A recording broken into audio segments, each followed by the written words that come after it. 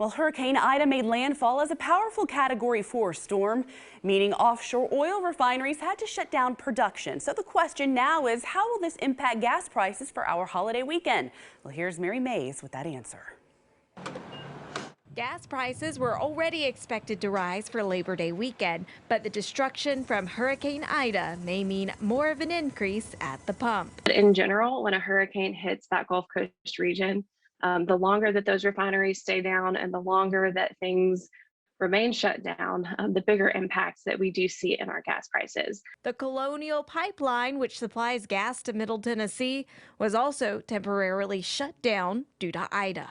The good news for us here in Tennessee is that they were able to do all of their damage assessments overnight on Monday. And so as of yesterday morning, those two main lines were back up and running, and we're transporting that fuel. No shortages or supply issues are expected here in Middle Tennessee. However, prices will be up compared to what we typically see for the holiday weekend. We are expecting to see the most expensive gas prices that we've seen for the Labor Day holiday weekend since 2014. So be prepared for that. Don't be surprised if you do see some more expensive gas prices that you're used to seeing at the pump. Mary Mays, News 2. Well, you can find more information about gas prices in and around Tennessee at WKRN.com. Just click on this story here.